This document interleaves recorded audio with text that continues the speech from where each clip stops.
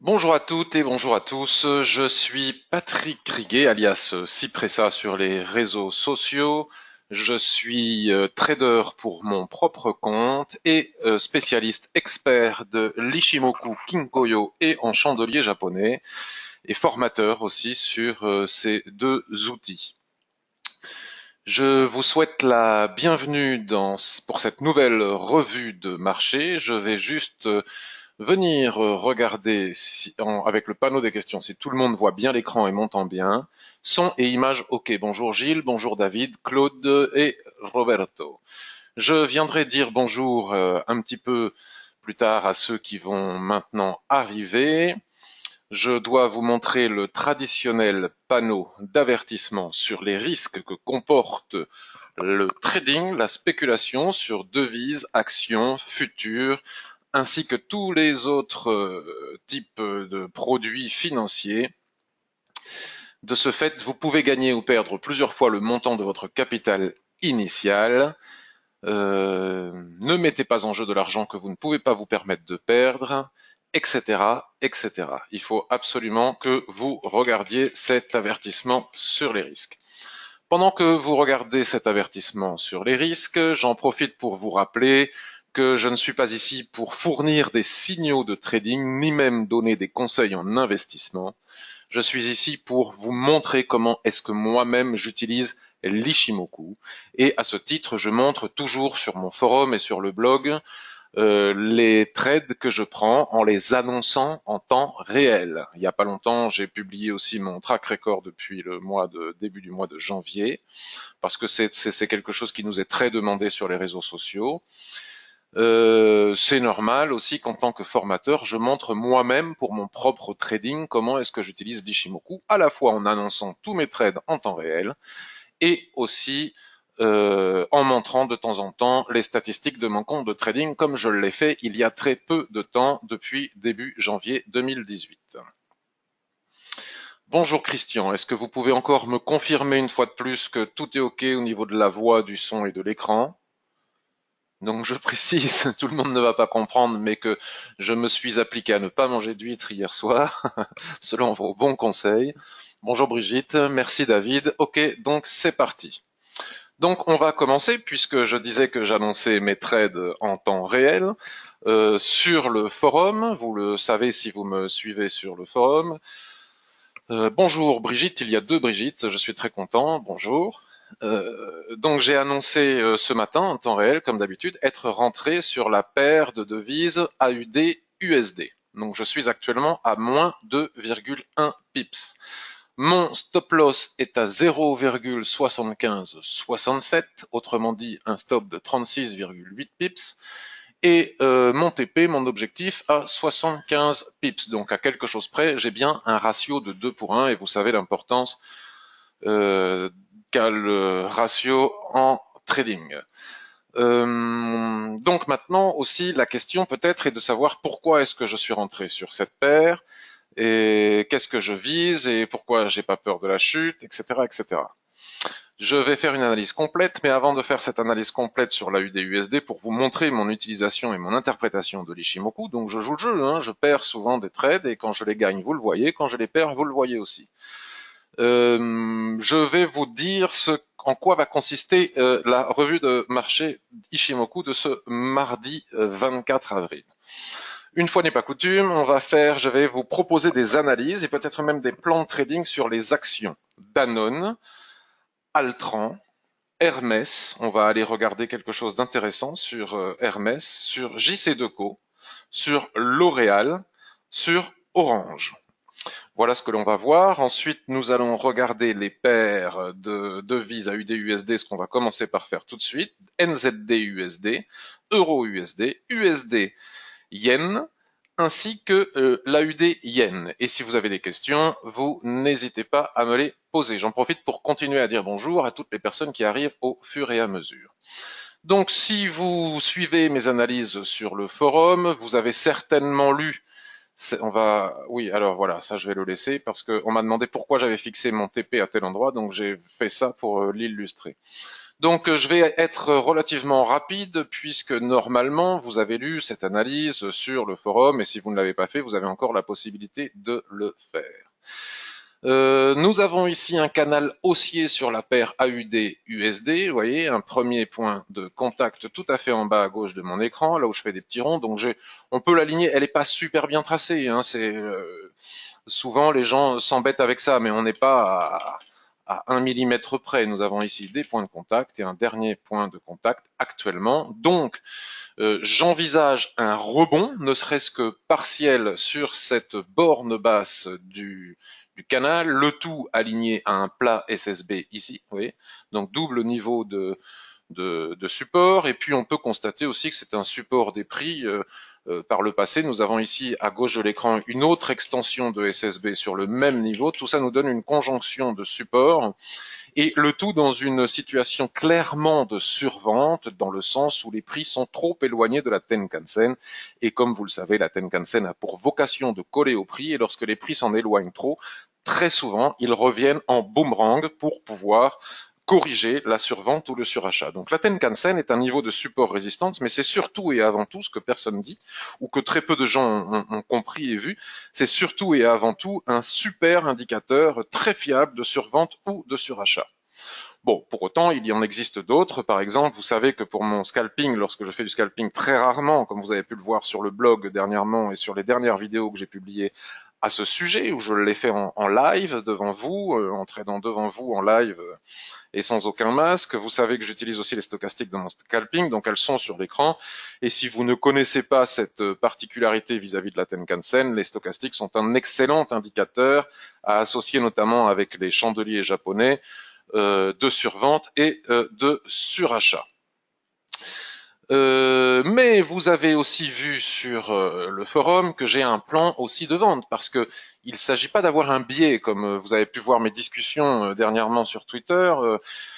Concernant les indices, la question n'est pas de savoir si on est haussier ou si on est baissier. L'idéal est de n'être ni haussier, ni baissier, ni neutre, mais d'avoir des plans de trading à la fois haussier, baissier, et on s'en fiche un petit peu du moment qu'on déclenche un scénario ou un autre. Donc maintenant, si je bascule sur le graphique daily, alors ça va être un petit peu brouillon, vous allez m'excuser parce que du coup vous allez voir des lignes partout, mais le principal c'est que vous puissiez le comprendre. Donc là j'ai tracé des lignes horizontales aussi, je ne sais plus à quoi elles correspondent, mais si je les ai tracées par le passé, c'est pas pour rien. Donc je les garde. Si vous regardez sur le daily, vous voyez qu'ici la tendance est baissière. Donc les gens souvent s'embêtent un petit peu, se prennent la tête, on va être familier, et se disent oui mais alors sur une unité de temps c'est haussier, sur une unité de temps c'est baissier, blablabli, blablabla. Donc ça demande un certain temps de savoir interpréter ça, et c'est vrai lorsque l'on débute que ça embrouille et que ce n'est pas facile. Mais en fait, cette tendance baissière que vous voyez ici sur le graphique daily, je vais revenir maintenant sur le graphique hebdomadaire, n'est que la correction, vous voyez ce mouvement qui est ici, vous voyez la correction qui va de la borne haute du canal haussier hebdomadaire vers la borne basse de ce même canal. Cette correction, c'est-à-dire nous l'avons ici aussi, ici nous avons une tendance haussière, ici nous avons une tendance baissière, c'est la tendance intérieure à l'intérieur de la tendance principale de la tendance hebdomadaire. Donc du coup, je reviens sur le graphique journalier. Excusez-moi, c'est un petit peu technique, j'espère ne pas vous embêter avec cette technique, mais la technique est fondamentale en trading. Donc cette tendance baissière, on pourrait dire tu vends dans une tendance baissière. Oui, certes, je vends dans une tendance baissière, mais qui n'est que, selon moi, la correction du haut vers le bas dans la tendance haussière que nous avons sur l'hebdomadaire. Je disais hier dans mon analyse que par contre, si cette borne basse du canal haussier hebdomadaire venait à casser, la probabilité à ce moment-là pour que l'on descende davantage et qu'on vienne chercher le niveau de support horizontal que nous avons ici sur les 0,75 pile poil, voire même la borne basse de ce canal baissier daily, à ce moment-là, cette probabilité serait très importante. Mais tant que ce n'est pas fait, nous ne pouvons pas mettre en jeu ce scénario de trading, c'est-à-dire qu'il faudrait que ça casse, étant donné la survente que l'on voit ici aussi en journalier. Regardez, 3 jours consécutifs de fortes chutes qui éloignent les prix très loin de la Tenkan-sen, voire même de la Kijun. Tout cela va redescendre puisqu'on a fait des nouveaux plus bas. Pour pouvoir vendre et aller chercher les 0,75, il faut d'abord que ce seuil casse, qu'on attende un pullback sur les lignes de l'Ishimoku qui vont redescendre, et seulement à ce moment-là, on pourra envisager de vendre pour venir chercher cet objectif. Auquel cas, je perdrai mon trade. Donc j'ai bien mis mon stop sous la mèche basse, vous voyez, du doji marteau actuel en formation, mais comme nous ne sommes que 10 heures du matin, c'est un petit peu ridicule que de parler de doji en formation, donc il est préférable de basculer sur le H4. Vous savez qu'il est possible d'anticiper des signaux sur les unités de temps inférieures en utilisant les chandeliers de renversement. Et donc sur cette borne basse hebdomadaire, j'ai vu ce matin ce marteau en survente. Je ne me suis pas posé énormément de questions. J'ai le ratio, j'ai le signal, j'y vais. Ça gagne ou ça perd, c'est comme ça, c'est pas bien grave. Voilà l'explication de mon trade AUD-USD. Donc le stop, pourquoi? Parce que c'est sous la mèche basse, tel que je l'explique dans la formation sur les chandeliers japonais. L'objectif, parce que je considère que la Kijun devrait baisser quelque part par là suite au nouveau... je m'embête pas à calculer où est-ce qu'elle va baisser. Et surtout, pour répondre à la question qui m'a été posée sur le forum par Daniel, vous voyez ici mon objectif est pile poil au niveau de cette ligne horizontale. C'est-à-dire, on peut constater, regardez ici, comme ce seuil est un niveau de résistance, puisque nous avons une succession de mèches et de chandeliers japonais de retournement au niveau de ce seuil qui à chaque fois renvoie les prix vers le bas. Donc c'est à mon avis un seuil pertinent pour fixer son objectif. Donc voilà, vous savez tout. J'ai été une fois de plus, je vous ai montré mon trade et puis vous verrez dans quelques jours, quelques heures, quelques minutes si je le perds ou si je le gagne. Voilà pour l'AUD USD. Maintenant, comme promis, bonjour Christian, bonjour Evelyne, bonjour Gabi, je vais passer aux actions. Donc, c'est assez rare que je le fasse. Il va falloir que j'arrête de dire à tous les mots et demi. Sinon, ça va être un petit peu pénible. Action. Donc, j'ai dit que j'allais commencer avec Danone. Il est où le yaourt? Voilà, très bien. Pourquoi j'ai... Alors, la question est de savoir... Oui, alors ça y est, je sais, je fais ça parce que je ne l'aurais pas vu tout seul. C'est l'avantage de notre communauté, que ce soit sur Twitter ou sur le forum ou ailleurs. D'ailleurs, si vous tradez avec l'Ishimoku, si vous faites des analyses avec l'Ishimoku, s'il vous plaît, venez partager vos analyses sur le forum ou sur Twitter, que je puisse voir vos plans de trading, que je puisse voir ce que vous faites. Vous savez que je ne juge jamais, que je vois toujours les choses avec bienveillance et que des fois, grâce à vous, non seulement je peux voir des opportunités de trading que je n'aurais pas vues tout seul, et puis aussi j'apprends et ça me permet aussi de vous dire mon point de vue, de vous donner mon point de vue sur vos analyses, si vous avez envie que je vous le donne. Donc, il y a un monsieur qui sur Twitter s'appelle Joris Zana, et qui a publié hier ce magnifique graphique que j'ai trouvé génial, et donc je voulais le partager avec vous. Qui nous démontre une fois de plus que lorsqu'il y a un twist, nous faisons bien du range. Donc il nous a montré, Joris montre sur son graphique ce range. Je ne sais pas si on dit Joris, Yoris, voilà. Il nous montre ce range, la cassure du range qui conduit les prix jusqu'ici, apparaît un nouveau twist. À partir du moment où apparaît le nouveau twist, il est possible d'établir la probable borne basse du range. On va chercher la borne haute, on va chercher la borne basse, on va chercher la borne haute. J'en profite pour vous montrer une fois de plus que les prix n'en ont rien à faire de savoir s'ils passent en range par le twist ou par ailleurs. Ils traversent le nuage et toutes les lignes de l'Ishimoku sans s'en soucier, parce que la seule chose qui devient crédible et pertinent dans ces moments-là, c'est que les prix vont d'une borne à l'autre du range et que les lignes de l'Ishimoku deviennent un petit peu des passoires. Ce qui est tout à fait différent lorsque l'on est en tendance, bien évidemment. Donc ici, c'est super intéressant pour les traders d'actions parce que nous avions une magnifique opportunité de vente que je n'ai pas vue parce que vous savez que je ne trade pas les actions, ça m'arrive une fois tous les 3 ans à peu près. Nous avions une superbe opportunité de vente avec cette magnifique étoile filante. Regardez comme cette configuration est belle. Étoile filante ici, stop au-dessus de la mèche et on va chercher 1, la zone d'équilibre si on a le ratio, 2, la borne basse du range. Alors ce qui est aussi très intéressant, c'est que souvent la zone d'équilibre pose problème. C'est elle qui provoque parfois des rotations partielles, c'est-à-dire qu'on a un soulèvement comme ça au-dessus du range avec un chandelier qui clôture à l'intérieur, les prix viennent chercher la zone d'équilibre, regardez comme c'est précis. Et sur cette zone d'équilibre, il convient souvent d'observer ce que dessinent les chandeliers japonais pour savoir si on reste en position en allant avec l'ambition d'aller chercher la borne basse, qui doit être notre ambition première, mais si les chandeliers japonais sur la zone d'équilibre dessinent des configurations de renversement, il est souvent très pertinent de soit mettre son stop à 0, soit encaisser les bénéfices. Et tant pis pour le ratio dans ce cas-là, parce que vaut mieux 1 que 2, tu l'auras, même si on ne respecte pas le ratio dans certaines configurations techniques. Et nous avons ici un magnifique doji sur le support de l'équilibre avec une étoile du matin en formation qui est très belle. Et si elle venait à se confirmer ce soir, je serais à la vente, sur Danone, j'encaisserais mes bénéfices. Nicolas Boulet, bonjour Nicolas, bonjour Patricia. Je regarderai ensuite le gold, l'or, et je te dirai ce que j'en pense de ton plan de trading, en toute sincérité. Voilà pour Danone, d'accord? C'est très intéressant si vous êtes à la vente de tenir compte de cette situation. Maintenant, si la borne basse venait à casser, à ce moment-là, nous pourrons trader la tendance à l'intérieur du range, vous voyez, celle qui nous conduit d'une borne à l'autre, une fois que nous aurons un pullback sur les lignes de l'Ishimoku, comme je l'ai fait récemment, je vous l'ai montré sur je ne sais plus quelle autre paire. Vous savez, trader les tendances à l'intérieur du range. Les ranges, on les traite en haut, en bas et à l'intérieur une fois la zone d'équilibre passée selon certaines conditions qui sont parfaitement détaillées et expliquées dans ma formation. Bref, nous allons maintenant regarder Altran. Donc, je sais que beaucoup de personnes qui suivent ces revues de marché aiment bien les devises, mais on me demande de plus en plus souvent de faire des actions, bien que je trouve que le trading d'actions soit beaucoup plus complexe. Et d'ailleurs, tout ce que je dis ici n'est pas un conseil d'investissement, mais vraiment mon analyse de l'Ishimoku selon mon expertise. Mais c'est insuffisant, contrairement au trading des devises, que de s'appuyer sur l'analyse technique. Il faut bien évidemment aussi analyser le secteur économique.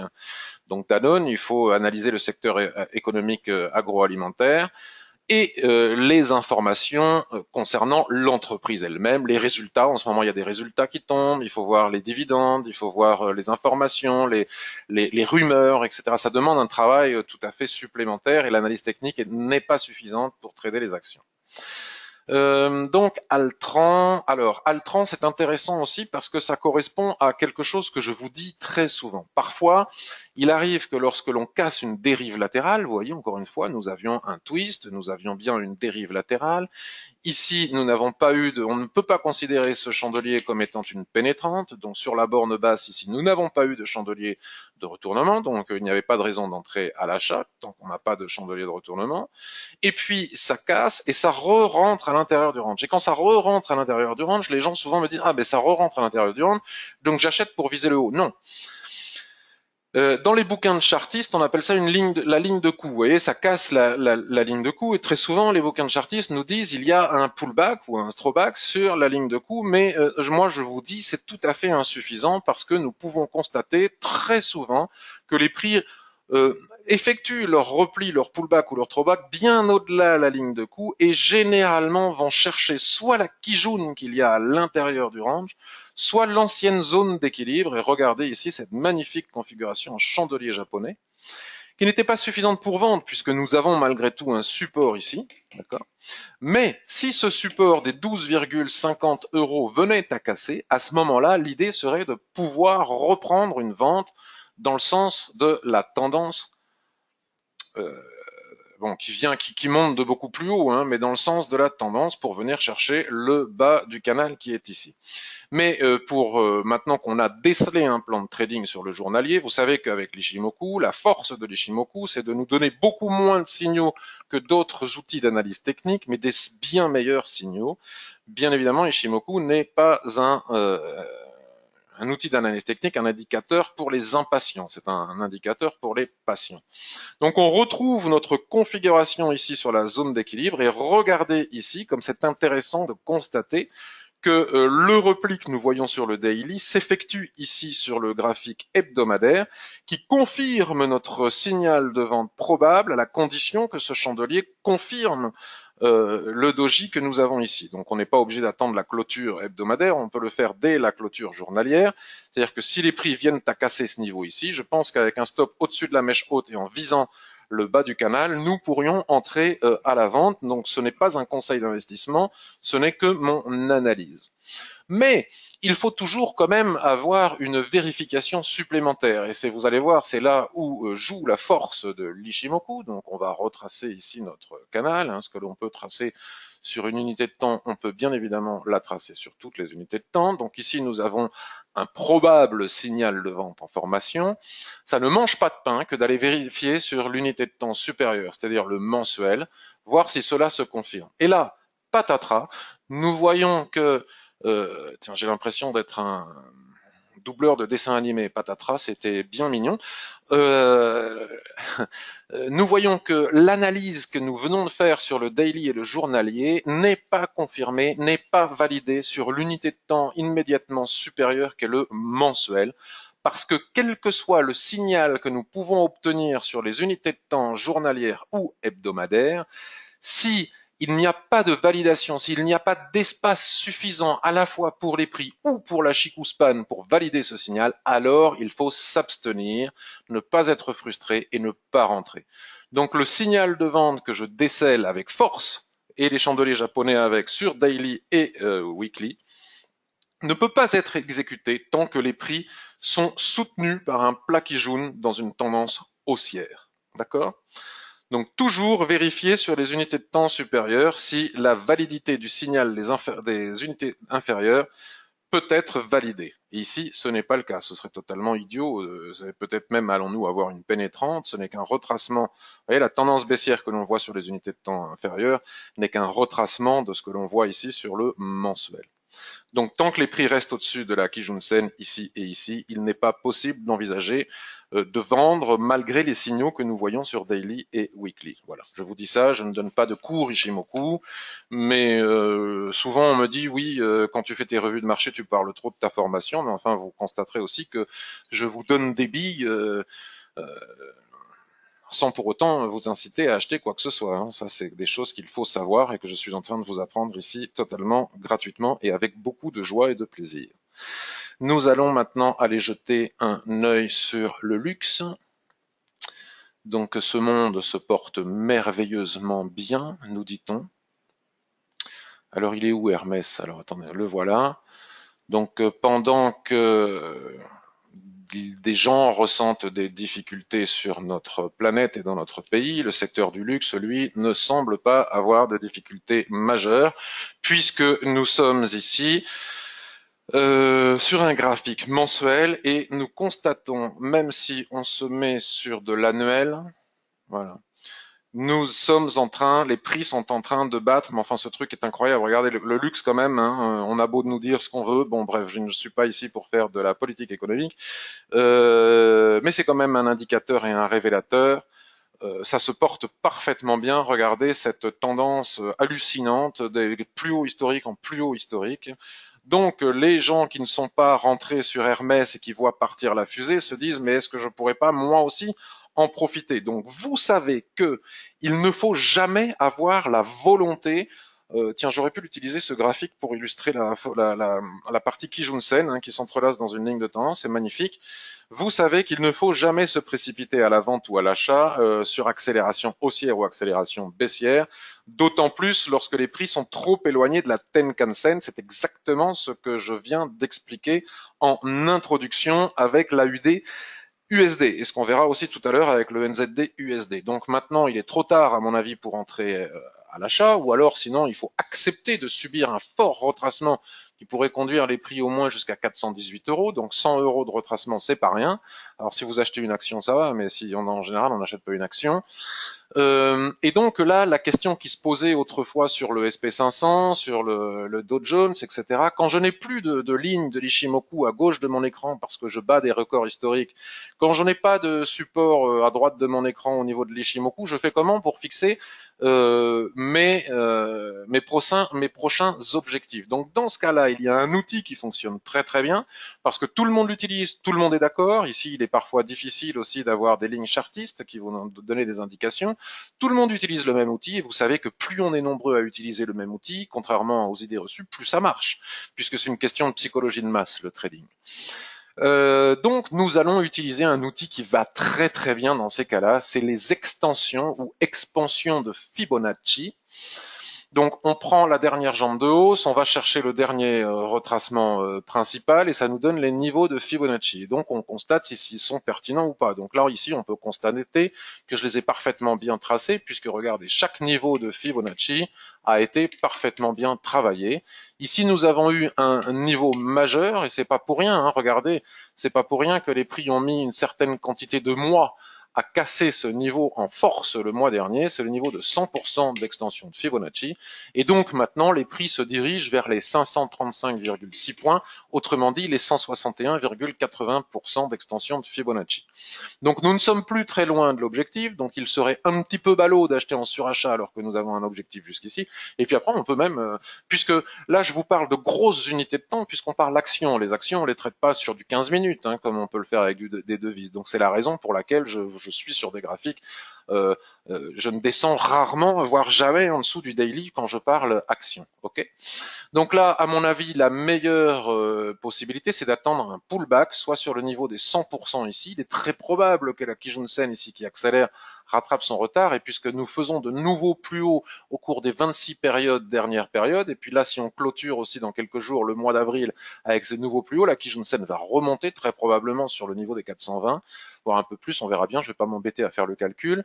Et à ce moment-là, je pense que pour les traders d'actions, ce sera la bonne zone pour acheter, étant donné qu'en plus, la Kijun-sen s'entrelace dans cette ligne de tendance, et vous le savez, si vous avez suivi mes formations, que c'est une des des meilleures configurations de trading de l'Ishimoku en tendance lorsque nous avons la Kijun-sen qui s'entrelace dans une ligne oblique chartiste. Donc ici, ou ici, nous aurons certainement de très bons points d'achat pour qui veut se placer sur le secteur du luxe qui ne fait que monter, monter, monter, monter. Ce serait dommage de s'en priver. Voilà pour le titre Hermès. Je vais basculer maintenant sur les panneaux publicitaires de nos abribus. Notre ami JC Decaux, qui fait peut-être autre chose hein, d'ailleurs, mais je dis ça un petit peu pour rigoler. Donc journalier, journalier, journalier. Tac, on va se placer sur. Ah oui, alors là, voilà, j'ai pas de plan de trading, mais j'ai trouvé ça sympathique. Je voyais, j'ai écrit une formation sur les chandeliers japonais, et entre autres, parce que c'est loin d'être ce qu'il y a de plus important, ce n'est qu'un petit détail. J'explique que les mèches des chandeliers japonais de retournement sont souvent, ou voire pratiquement toujours, d'excellentissimes niveaux de support résistance.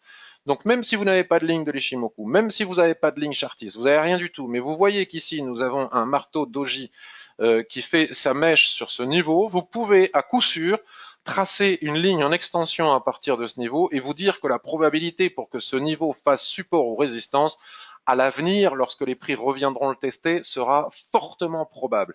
Et ce, quel que soit le type d'actifs, que ce soit les devises, les actions ou les indices futurs ou ceux que vous voulez, et quelle que soit l'unité de temps. Donc, si du 15 minutes, ici, vous avez la mèche basse d'un doji, vous pouvez savoir que lorsque les prix vont revenir sur ce niveau, vous méfiez de ce niveau parce que les mèches basses et hautes des chandeliers de renversement sont d'excellents niveaux de support-résistance, comme nous le démontre ce graphique ici et maintenant. Voilà, ça c'était pour la petite histoire.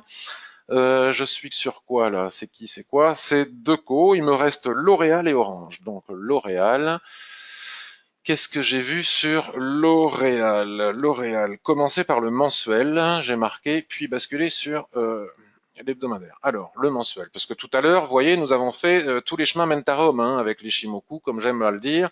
Nous sommes partis de signaux probables sur, je ne sais plus, je crois que c'était Altran, de signaux probables sur le daily et le weekly, et en basculant sur le mensuel, nous avons vu que nous ne pouvions pas valider ces signaux de vente, puisque les prix étaient sur la Kijun-sen. Mais on peut faire le contraire, on peut partir du mensuel ou du trimestriel, encore une fois sur des unités de temps très larges pour ceux qui viennent d'arriver, parce que nous sommes sur le trading des actions. Donc ici, nous avons encore une magnifique configuration haussière, d'accord, L'Oréal, une belle ligne de tendance, et comme on a pu le voir sur le titre précédent, sur qu'est-ce que c'était sur Hermès, la Kijun s'entrelace parfaitement dans la ligne de tendance, et ça c'est une des meilleures configurations pour trader avec l'Ishimoku. Donc il serait ballot selon moi d'acheter maintenant, même si jamais nous avions une cassure, puisque de toute façon nous avons ici un niveau de résistance qui est celui, vous voyez, on n'a pas besoin d'avoir, qui est, bon, ça peut être celui-ci, mais là, c'est pas vraiment une couverture en nuage noir, là, on peut considérer que c'est un avalement. Donc, la mèche haute de l'avalement fait résistance, de la même manière que le doji qu'on a vu sur Deco juste avant fait support. Donc, ça serait complètement ballot d'acheter maintenant, alors que nous avons une résistance juste au-dessus. Donc l'idée pour pouvoir acheter serait d'attendre un repli et lorsque les prix se replieront sur la droite de tendance, si la Kijun continue à s'entrelacer dessus, à ce moment-là, pourquoi pas aller chercher des nouveaux plus hauts. Mais en attendant, de toute manière, faut-il encore que les prix parviennent à casser cette résistance. Et c'est là où je propose de basculer sur le journalier, puisque peut-être pourrions-nous profiter de ce retracement. Alors, il est bien évident qu'il vaut mieux acheter des actions que d'en vendre, mais ceci dit, regardez ici comme au niveau de la résistance que je viens de vous montrer, nous sommes ici dans un grand range. Non, j'ai dit de basculer sur l'hebdomadaire et j'ai basculé sur le journalier. Veuillez m'excuser, donc je fais sur l'hebdomadaire. Nous sommes dans un grand range, regardez la SSB et le twist, la SSB qui est pile poil la zone d'équilibre, alignée à un plat qui jaune, c'est très joli. Et ici, à chaque fois que nous avons eu des chandeliers de retournement, les prix ont fini par revenir chercher ce niveau. Donc l'idée est que en clôture hebdomadaire, si nous devions assister une fois de plus à une mèche haute, par exemple comme celle-ci, avec une clôture à l'intérieur du range, nous pourrions peut-être viser, si nous avons un ratio minimal de 2 pour 1, sinon c'est pas la peine, vous ne durerez pas en trading, si vous ne respectez pas les ratios, nous pourrions venir rechercher la ligne de tendance en sachant qu'elle correspond à la Kijun qui s'entrelace dessus sur le graphique mensuel. Et puis par la suite, mettre le stop à 0, et si la ligne de tendance et la Kijun casse, boum, on va chercher le bas du range. C'est pas très compliqué. Voilà pour L'Oréal. Donc on va terminer les actions avec Orange. J'ai bien vu vos questions sur le DAX, etc. Orange, nous avons ici un superbe triangle chartiste, légèrement bisoteux. Et une fois de plus, ici, nous avons ici, alors je suis en hebdo, voyons voir ce que je vois en mensuel très rapidement. Donc en mensuel, vous voyez, la résistance est ici. J'espère que mon internet est bon et que dès que je fais des changements de graphique, ça suit immédiatement, qu'il n'y a pas de lag. Donc là maintenant j'ai basculé sur un graphique daily, hein, mais peu importe. Ce qu'il faut constater que nous avons ici cette oblique là qui est mal tracée parce qu'elle est tracée sur le weekly. Si elle vient à casser, regardez, on est en surachat total, donc c'est plus maintenant, c'est pas du tout le moment d'acheter ce titre.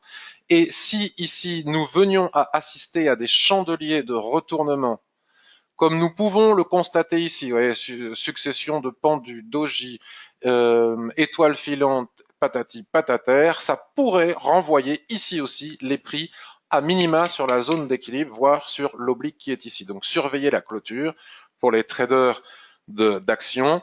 Bien évidemment, toujours et absolument toujours, en plus de l'analyse technique, comme je disais tout à l'heure, mais je le répète parce que ceux qui n'auraient pas entendu pourraient me le reprocher après, le trading des actions, l'analyse technique telle que je suis en train de la faire, comme vous pouvez le constater, est très pertinente avec l'Ishimoku, fonctionne parfaitement bien avec l'Ishimoku, mais est totalement insuffisante. C'est-à-dire qu'il faut que vous preniez la peine aussi d'analyser le secteur et l'entreprise elle-même, les rumeurs, les dividendes, les résultats d'entreprise, etc., etc.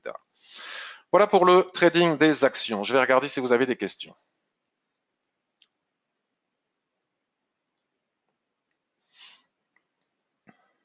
Alors, l'or, Danone, achat Danone sur rotation partielle. Dividende Danone le 4 mai. Vous voyez ce que nous dit Laurent, qui a des connaissances bien supérieures à moi sur le trading des actions. Il faut tenir compte des résultats d'entreprise, etc., etc., dividendes, blablabli, blablabla. Le DAX en H4, haut de range proche d'un support. Haut de range proche d'un support. Haut de range proche d'un support. Bon, d'accord. Dividende L'Oréal le 25-4, Laurent. Donc, vous voyez, demain, 3,55 €. OK. Donc, je reviens sur Danone pour voir cette histoire de rotation partielle dont me parle Laurent. Voilà, achat sur rotation partielle. C'est exactement ça. Je pense peut-être, Laurent, que tu es arrivé un petit peu après que je finisse l'analyse, mais sinon, oui, tu confirmes exactement ce que j'étais en train de dire. Bon, moi, j'achèterai pas à la rotation partielle, hein. Je ne fais pas ça en général, même si nous avons ici des chandeliers japonais clairement de retournement et quels que soient les résultats d'entreprise, je ne le fais pas. Je préfère vendre en haut, acheter en bas, ou bien s'il est possible, ça n'est pas toujours possible, par exemple ici, une fois que la fameuse, mince, excusez-moi, une fois que la fameuse zone d'équilibre ici a été cassée, tac, sur pullback, à ce moment-là, vendre pour venir chercher le bas du range, ou le contraire si c'est en haut. Mais acheter la rotation partielle, c'est pas quelque chose que j'ai l'habitude de faire, ça ne veut pas dire qu'il ne faut pas le faire. Donc je vais répondre au DAX par la suite ainsi qu'au Gold par la suite. Donc je vais faire un petit tour maintenant sur quelques devises. Alors pour répondre à Anthony sur le forum AUD Yen. Alors AUD Yen. AUD Yen. Voyons voir mon trade AUD USD juste par curiosité parce qu'on va pas s'embêter à regarder toutes les 3 minutes. Ah ben voyez, tout à l'heure j'étais à -9, je suis à 4 pips. Super, ça va très vite, c'est génial. Mais en tout cas c'est rassurant. Mais c'est ce qu'il ne faut pas faire hein, quand on fait un trade pour 36 ou 75 pips. Regardez toutes les 30 secondes, ça n'a aucun intérêt. On risquerait de prendre peur ou d'être sujet à des émotions, à des biais et sortir de position prématurément ou je ne sais quelle autre bêtise. AUD Yen, AUD Yen, AUD Yen. Alors, je sais plus pourquoi je veux regarder AUD Yen, mais je voulais surtout te dire, Anthony, que j'ai pas, peut-être c'était trop tard, tu vois, d'entrer en position, mais c'est pas possible. Ça ne veut pas rester. Voilà, tac. Donc, ce que je voulais te dire, Anthony, c'est qu'ici, il est possible de tracer très facilement le range hebdomadaire, hein, suite au twist que nous avons ici, au plat SSB que nous avons là, pas trop mal, presque aligné au plat qui jaune qui est ici. Ici, nous avons une magnifique pénétrante qui donnait le signal d'achat. D'entrer maintenant à la vente avec à l'achat de nouveau avec une presque couverture en nuage noir ici sous cette zone ne me paraît pas ici et maintenant super pertinent. Je pense que c'est trop tard. Voilà, il faut casser la tendance qui nous conduit du haut du range vers le bas du range, passer la zone d'équilibre et seulement à ce moment-là ce sera possible. Bien que sur les unités de temps inférieures, effectivement, il y ait des possibilités. Alors peut-être voulais-tu vendre, je ne m'en rappelle plus, mais je crois que tu voulais acheter. H4. Ah mais ah mais c'est pas possible, c'est ma souris qui. Excusez-moi. Voilà, je pense que ce que tu as vu c'est ça, quelque chose dans le genre. Voilà. Et donc voilà. Pourquoi pas, hein, mais de toute manière, ça reste trop tard. On est à 82,80, le signal était à 82,55, c'est pas rien, 30 points sur du H4, et donc attention parce que nous sommes sur des zones de résistance sur les unités de temps supérieures. Voilà pour AUD Yen, d'autant plus que l'USD Yen, il ne fait que monter, monter, monter, c'est magnifique. Voilà pour AUD Yen. NZD USD. Alors NZD USD, voilà. J'y vois, ben, voilà, maintenant c'est trop tard, mais depuis hier, j'écris sur le forum qu'il y a certainement un coup à faire sur le très court terme. Vous voyez, sur les actions, nous avons fait des analyses de long terme à partir d'unités de temps longues comme le weekly, le mensuel ou le daily. Et donc NZD, USD, je pensais qu'il y avait un coup à faire à très court terme. Bon là maintenant je vais pas le faire parce que de toute façon je suis en live et c'est trop tard. Donc je vais enlever la ligne que j'ai dessinée. Alors je ne savais pas où ça allait se produire. Hier quand j'ai écrit sur le forum, c'était peut-être au niveau de la SSB. Mais ce que j'ai constaté, je suis parti du constat suivant.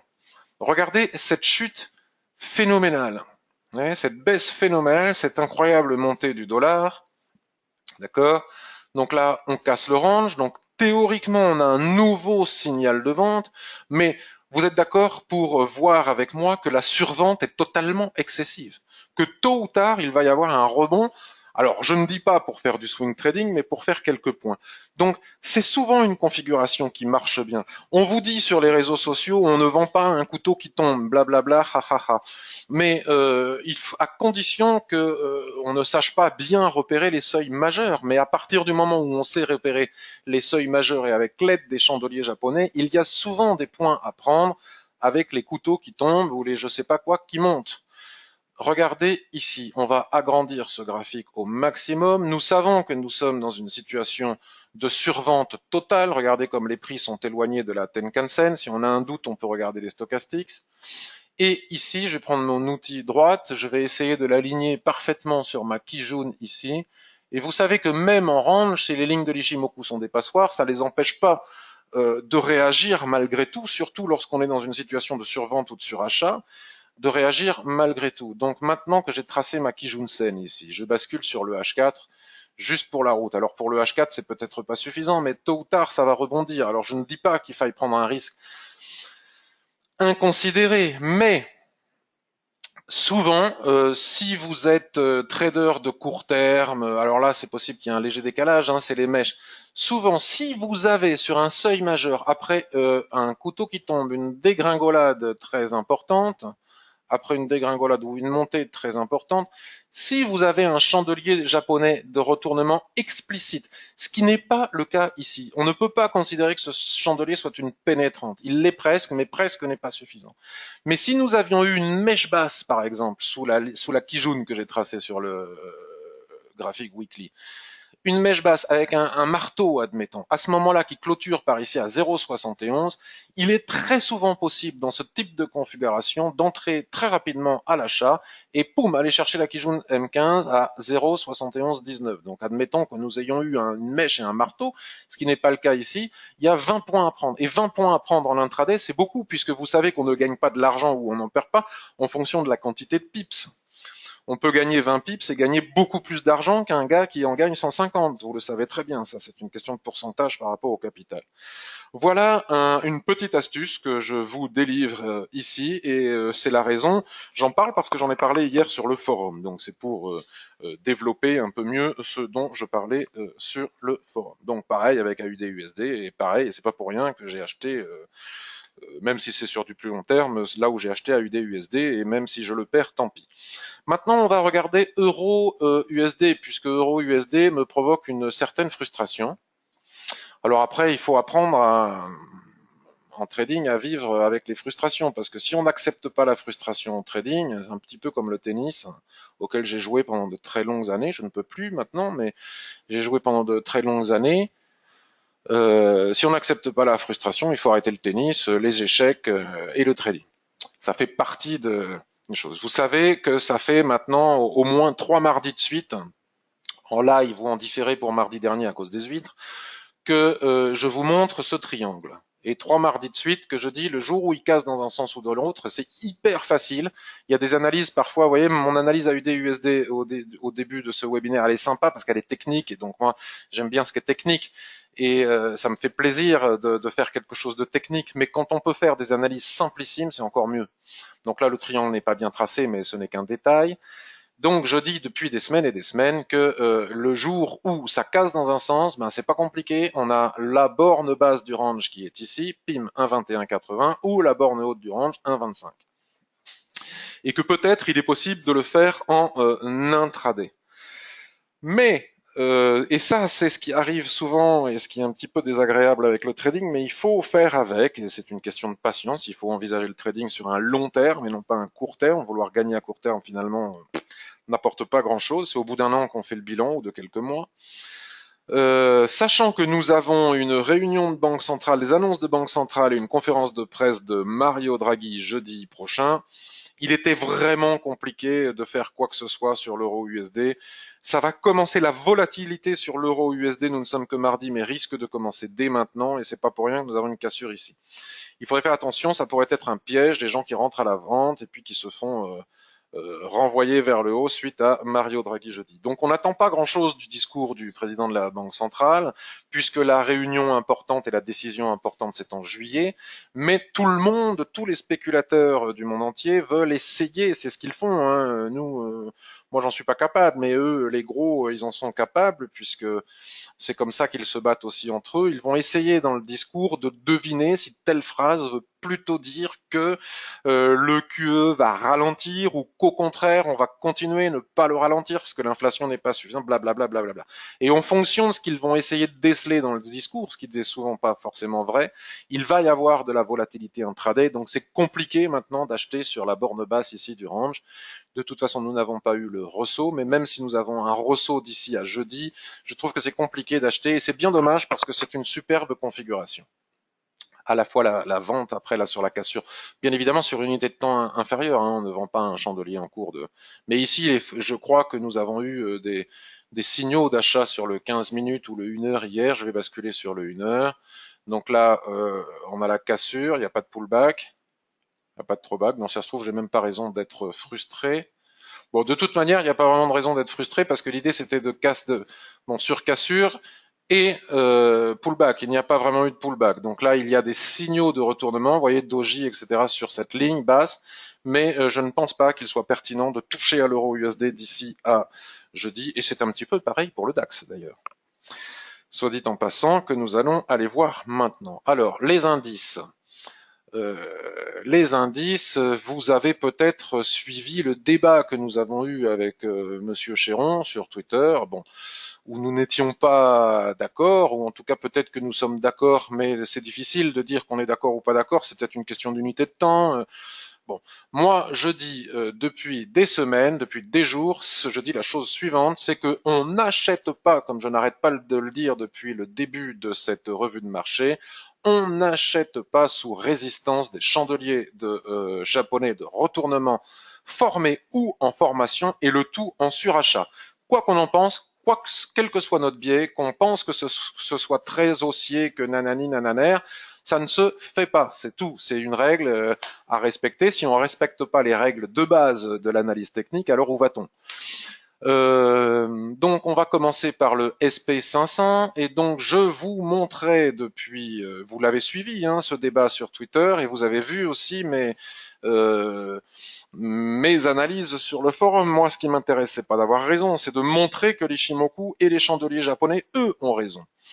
Donc j'ai encadré, vous voyez, pour que ça soit bien visible, le rond là par contre il a rien à faire ici, j'ai encadré cette zone là, cette borne haute d'un probable range dans le range, si ça casse, ou carrément la zone d'équilibre de tout le range que nous pourrions tracer ici, qui correspondrait à nos critères si on basculait sur d'autres types d'unités de temps. Donc nous sommes là sous la fameuse zone d'équilibre ou sous la borne haute d'un range. Et donc, je disais, dès cette espèce d'étoile qui n'en est pas vraiment une, je disais, il ne faut pas continuer à acheter le SP500 sous résistance avec des chandeliers de retournement, ça ne se fait pas.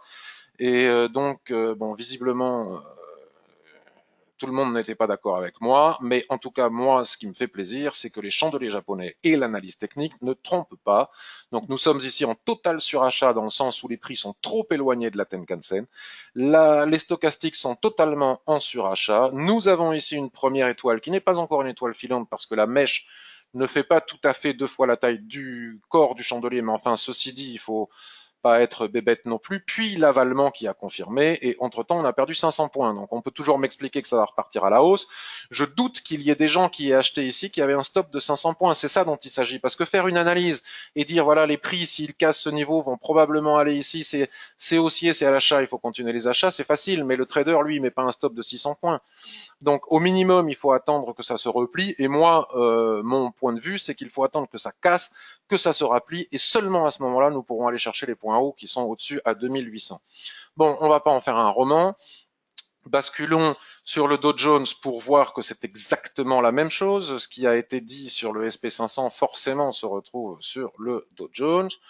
Donc nous avons ici un magnifique doji sous la Tenkan-sen qui n'est pas autre chose que la zone d'équilibre. Ici, c'est la zone d'équilibre de toute cette dérive qui est ici. Dans une tendance haussière, je suis d'accord, mais ce n'était plus le moment d'acheter. Ça ne veut pas dire que ça ne va pas continuer à monter dans les jours qui viennent.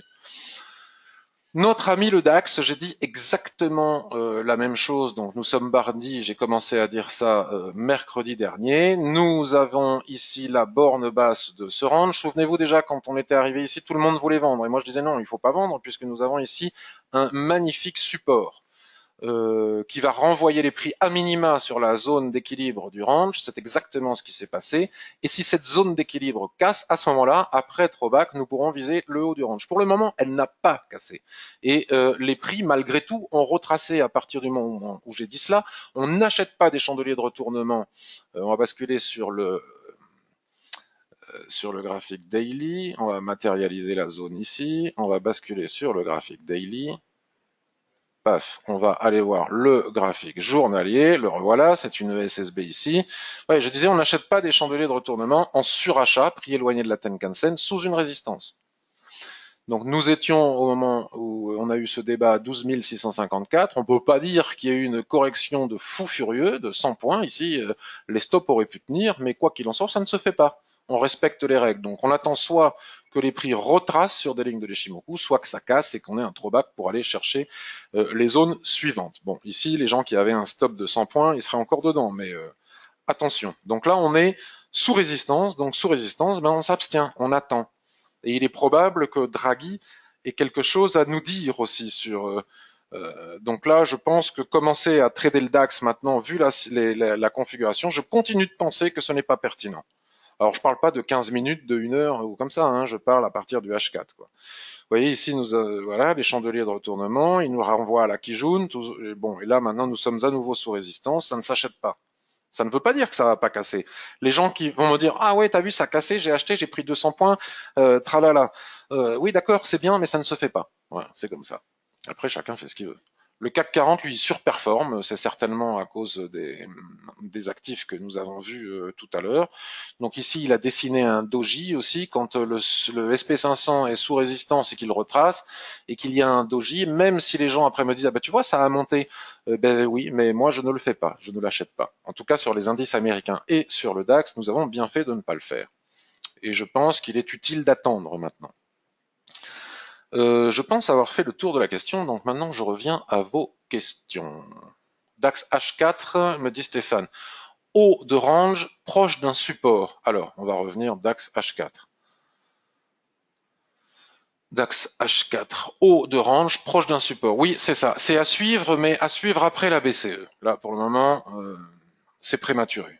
Je pense qu'il n'y a rien à faire là. Après, je dis pas qu'on peut pas faire, il n'y a pas des plans en 15 minutes, hein, mais bon, sans moi pour le moment. Voilà. Pour les raisons maintes fois expliquées sur le forum, je l'ai expliqué et détaillé sur le forum.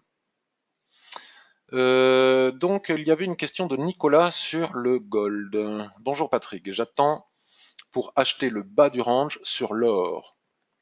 Support à 1323,10 en H4. Alors, le gold. Alors, il faut savoir que je le mets pour répondre à vos questions, mais que je ne le trade jamais. Alors, il ne faut jamais dire jamais parce que ça m'arrive. On va dire très rarement. Alors, H4, oui. Alors, attends. On va regarder sur Daily pour essayer de retrouver, parce que sinon les gens vont dire oui, mais il n'y a pas la SSB qui a parfaitement aligné à la Kijun. Je vais me faire gronder après. Donc, pour que ça colle pile poil, on va tac, boum. Alors, sur le daily, nous sommes dans une configuration proche de celle dont je vous informais tout à l'heure, c'est-à-dire qu'on vend les mèches hautes avec chandelier de retournement, on achète les mèches basses avec chandelier de retournement. Vous pouvez constater que ça marche très très bien. Regardez cette magnifique configuration ici, doji avalement, poum, on est en bas. Regardez ici, superbe doji, paf, ça monte, tac, le stop n'est pas tapé parce qu'il est sous la mèche basse, puisque nous avons vu que c'était des niveaux de support, les mèches des chandeliers de retournement, et hop, on arrive en haut. Ici, bon, c'était un petit peu difficile. Et là, maintenant, admettons qu'on est vendu en haut. Donc, si on a vendu en haut, il faut rester en position, même si on est en survente. Hein. Il faut rester en position. Pourquoi? Parce que la zone d'équilibre, alors là, c'est très difficile de tracer un canal. C'est même impossible parce qu'on ne sait pas encore si ça va aller là ou si ça va aller là. On n'a que 2 points de contact, mais enfin, on peut quand même établir un début de probabilité. Si on réussit à faire un nouveau plus bas, la Kijun va baisser. Et quand les prix reviendront chercher la Kijun Sen, si ce repli se fait toujours sous la zone d'équilibre et sous la borne haute du canal, ça je l'explique en détail dans la formation, à ce moment-là, on pourra envisager de vendre si on n'est pas dedans pour venir chercher la borne basse du canal. Voilà. Ceci dit, moi, le gold, je ne le traite pas, c'est trop sensible à la géopolitique, il suffit que le prince d'Arabie Saoudite, enfin c'est pas un prince, mais enfin peut-être c'est un prince, je confonds toujours avec les princes et les émirs, ça aussi je me suis fait engueuler la dernière fois. Il suffit qu'ils toussent de travers pour que le gold parte dans tous les sens. Et en H4, borne basse d'un range, oui, mais il n'a pas la propreté des ranges que l'on aime avoir. Il faut avoir un twist, une SSB qui est bien plate, avec un plat qui jaune qui est bien plat. Il faut respecter les règles que l'on s'est fixées, parce que sinon le trading devient compliqué, on a trop de règles. Bien que ce que tu dises soit vrai, et j'y adhère, c'est-à-dire qu'on n'a pas besoin d'Ishimoku pour savoir tracer des rectangles en même temps. Hein. On voit bien qu'on a ici, tac, on voit bien qu'on a un point de contact ici en bas. Ici, nous n'avons pas eu de mèche basse, de ressaut, comme on les a ici au milieu du range. Ici, on ne peut pas considérer qu'il s'agisse d'une pénétrante, donc il n'y a pas de signal d'achat pour le moment. Et je pense d'ailleurs que les prix, d'ailleurs, vous voyez ce qu'on peut faire en daily, on peut le faire aussi sur l'H4. Les prix vont certainement, malgré tout, probablement se replier sur la Kijun-sen qui va s'entrelacer ici sur la ligne de turn. Et à mon avis, le plan sera plutôt de vendre.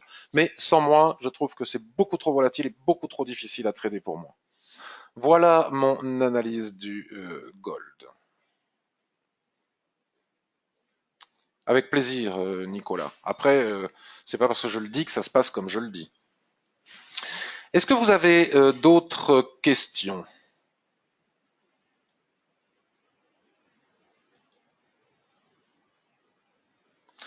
Est-ce que cette revue de marché vous a été utile, notamment le fait de parler un petit peu des actions, même si ça ne correspond pas aux actifs que vous êtes en train de regarder, peut-être que ça vous aide à utiliser l'Ishimoku.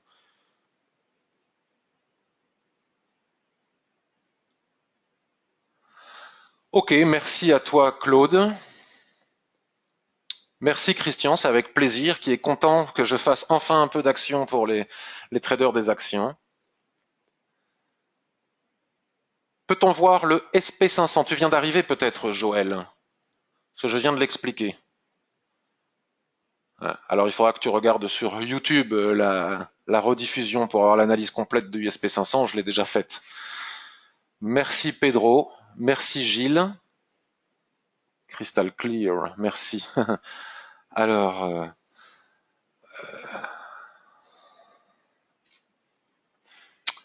je vous remercie à tous.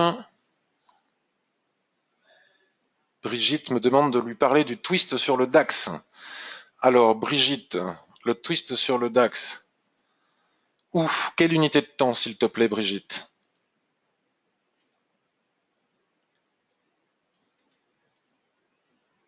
Voilà, le twist ici sur le DAX. Donc effectivement, je viens d'en parler, mais je vais repréciser.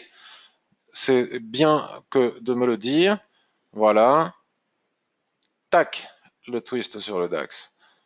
Tu prends tes fibos, tu prends la mèche basse ici, tu vérifies si tu es à peu près sur le niveau des 50%. C'est bien le cas.